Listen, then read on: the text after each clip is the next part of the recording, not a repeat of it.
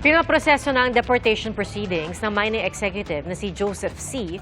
na inaresto dahil sa pamimeke umano ng kanyang pagka-Pilipino. Ilan pang personalidad ang binabantayan ng Bureau of Immigration. Saksi si Dano Tingkung. Isang malaking negosyante sa Pilipinas si Joseph C., ang mining executive na inaresto dahil sa pamimeke umano ng kanyang pagka-Pilipino. Chairman siya ng Global Ferronickel Holdings, isang kumpanya na nakalista sa Philippine Stock Exchange at ikalawang pinakamalaking nickel ore exporter sa Pilipinas. Bukod kay C, ilan pang personalidad ang binabantayan ng Bureau of Immigration. We're looking at big people already. We're looking at people of influence already. Kasi ang concern natin ngayon is not the retail anymore. It's more of national security. If there were people involved in protecting him or assisting him, yan po lalabas doon sa later investigation.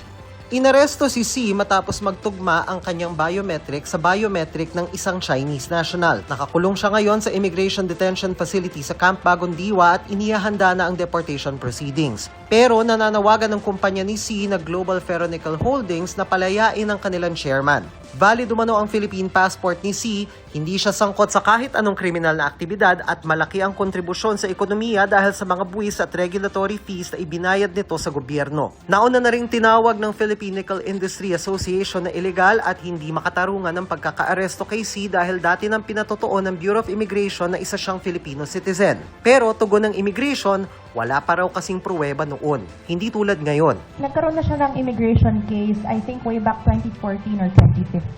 Also for the same thing, for misrepresentation. It stemmed from a complaint of an individual. There were no other proof na nakita doon sa investigation. So ito pong kaso na ito ay na-dismiss. Ngayon, it's different because government intelligence sources have given us a name. At itong Chinese name na ito, we cross-matched with our records at doon lumabas yung biometric information ng Chinese individual na ito at ng Filipino individual na ito.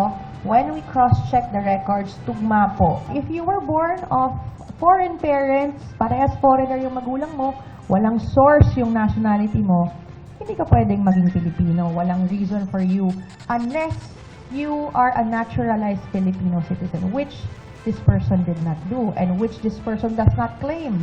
Minomonitor din ng Securities and Exchange Commission ang pagkakaaresto sa negosyante at pinag-aaralan ng anumang hakbang na kailangan nitong gawin sa ilalim ng jurisdiksyon ng SEC. Sinaysikap pa naming makausap ang kampo ni C. Para sa GMA Integrated News, ako si Dana Tingkung ko ang inyong saksi. Mga kapuso, maging una sa saksi. Mag-subscribe sa GMA Integrated News sa YouTube para sa iba't ibang balita.